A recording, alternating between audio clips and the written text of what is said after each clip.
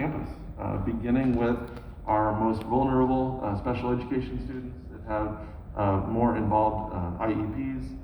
They also allowed for students to be on campuses in small cohorts for students that did not have safe or adequate access to the internet or a place to do their work and access their courses.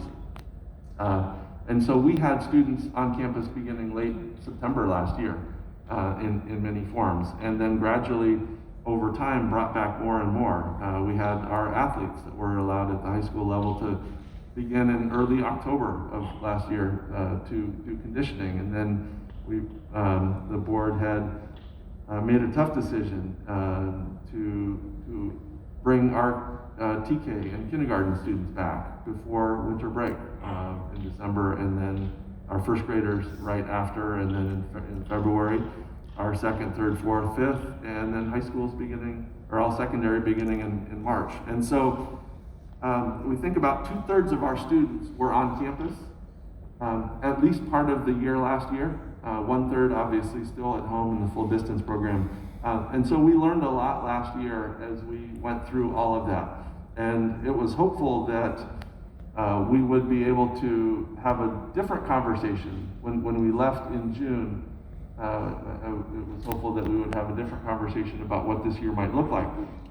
But the Delta variant and other issues around the pandemic continue to require the county and the state to have requirements and other kinds of things in place so that we can safely return students to school.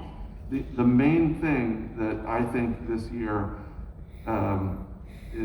needs to be protected is teachers in classrooms with students. And so many of the things that we did last spring and over the summer have been done to ensure that can safely happen. So the board allocated additional funding through our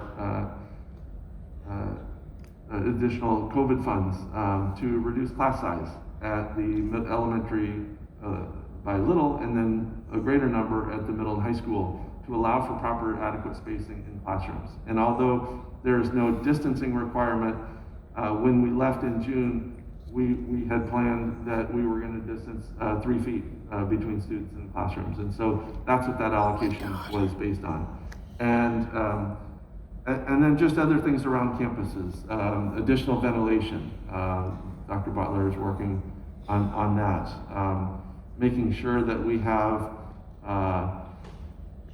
adequate space outside for students, and principals will be meeting with Dr. Kim and Dr. Egan tomorrow to talk about lunchtime and passing periods and all of that additional space. And so I say all of this because we've been through a lot, and we will still continue to go through a lot, and we are changing and thinking about everything that we are doing based on the current guidance from the LA County Office of Education, or excuse me, the Department of Public Health, that bases their guidance on the state.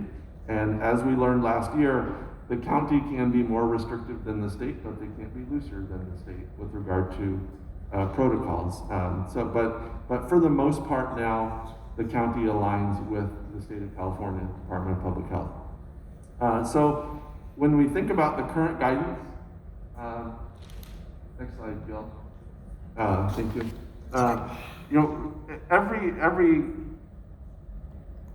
piece of news that we see, or that you might read in the newspaper, read online, talks about this multiple layers of mitigation of COVID-19 that include vaccines and masks and air, and ensuring the proper spacing where adequate. Or where schools are able to.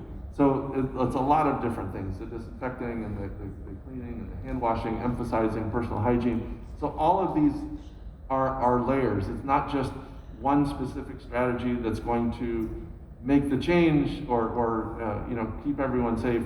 It's a lot of different things. And so we look to the guidance of the county for implementing these things, and then also as we can modify and have authority around certain other areas, we are doing our best to implement them in a way to stay in alignment. So the first point is that for the state of California and Department of Public Health in LA County, that masks are required at all times for all individuals indoors. And that includes schools and businesses alike, but we are obviously focusing on schools and the property that we supervise. So mask requires They're giving us the testing. evil eye, but we're not going. So the DPH really is doing everything that they can to ensure that we can have students in school safely. And so when there is a close contact, and a close contact is defined by anyone who's within 6 of someone for 15 minutes or more during a 24-hour period, which would include in our classrooms. So when there is a close contact, if someone is vaccinated, they don't need to quarantine if they are asymptomatic. They would only need to test. And so this was a step that when we heard back in July, we were very pleased, because at the secondary level, where many of our students, where almost all of our students are eligible for the vaccine, if they are a close contact, they won't have to quarantine. And Dr. Ferris will get into the quarantine rules later. And spacing, like I said before, we're doing everything that we can to maintain that 3 foot of spacing between students and classrooms, and then 6 feet between students and adults. We will continue screening. We'll use we have an employee portal where student employees need to screen daily, and then we will continue to use the app for students to screen when they come onto campus, continue to emphasize good hygiene. And then for school volunteers, we are going to require that any school volunteers show proof of vaccination. That's outrageous. So that is something that is unique. You know, districts can choose, and that is something that we will be doing for school volunteers.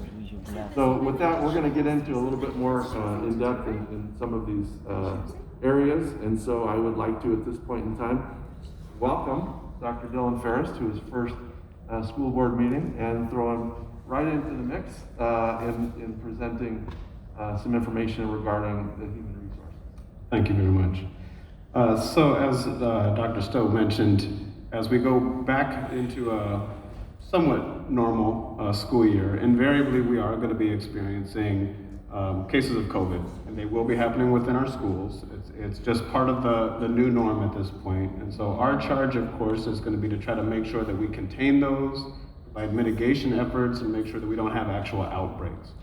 So fortunately, our staffs, our principals and our health staff have had practice with this last semester, and they did an excellent job of responding to COVID cases and making sure that there was no in-school transmission. The rules are pretty much the same with a few variations, and I'll just go over those briefly. First of all, we will go through an entire contact tracing protocol anytime there's a confirmed case of COVID. As was mentioned by Dr. Stowe, we consider a close contact anytime somebody is within 6 feet of another individual who was infectious, anytime 15 minutes or more in a 24-hour period. And that's for if a person has been diagnosed with COVID, or the 48 hours before they developed symptoms or had that diagnosis, if they were asymptomatic. Because our students are going to be sitting closer than 6 feet together, that means that when we do have a case that's in a classroom, there will be students in the room that will be considered close contacts. And so some of the work that we're going to be doing is trying to make sure that we minimize the number of students that fall into that category through the practices that Dr. Stowe mentioned, which is reducing the number of times students are sitting in different groups. We want to keep their seating charts to where they're always sitting in the same areas. We're not mixing groups unnecessarily throughout the day or the week. With that, if we do have students who are close contacts, we will have them go quarantine. What is different this year is if they remain asymptomatic after the 5th day, if they take a test and it comes back negative, they can return to school after the 7th day. So they don't have to stay out that entire 10 days. That is a new protocol for this, the opening of the school year. And with that, I think we have a little bit more information. Moving on to hiring for the school year, we wanted to give you a little bit of hiring updates. We have been doing a lot of hiring, and I should say my team has been doing a lot of hiring. I haven't done any hiring. Today is my first day on the job. But I'm very impressed with the numbers this year, and I think we've seen a big shift, lots of retirements and resignations, more than typical this year, for obvious reasons. But we've also had some additional funds that have allowed us to increase the number of positions, so we're hiring more than we would anyway, through our AB 86 funds, which enabled us to address the learning loss that occurred over the last year and a half with COVID. So we're able to keep our class sizes lower. We're adding intervention teachers, and so just a few quick numbers here. We have 41 teachers and counting for elementary teachers, 54 secondary teachers. On top of that, we have another 19 intervention teachers that are specifically targeting those learning loss situations. And then another 12 intervention teachers not funded by AB 86 and 14 special education teachers. And as I said, hiring is ongoing. We have 17 more in the queue as of today. We've also done quite a bit of administrator hiring. So just a quick rundown. We have 2 new principals at the elementary level, 2 assistant principals, a new middle school principal, 2 middle school assistant principals. We are trying to hire 1 high school assistant principal, so that number is not filled yet, but we are searching for that person. So if anybody at home has a good lead on that, please send them our direction. And of course, we have a new chief personnel officer. And then just a few more things. On the classified side, quite a bit of hiring going on, and you can see the numbers here. We still have quite a few open positions, as you can see. Some of these positions have just become available recently, and so that's why they're open at this point. We're hiring in maintenance, operations, and transportation. That's our drivers, our custodians, our maintenance workers. It's also our student safety assistants, and so that's a big number right there. We've added some positions in that area. Nutrition services, we still have about 20 open spots there to fill. So we've seen a lot of movement in food services. That is an area that we're really pushing to make sure we get those things filled before the year starts. Filled some administrative and support staff positions, and we've increased some of our health services staff as well. That's it from here. I'm up next. As Dr. Stowe was mentioning about the same time last year, our families had chosen a distance or a blended option, and I think we were just about now being told we weren't going to be starting school. And our focus instructionally was on engagement of our students, knowing that 100% of our students were starting the school year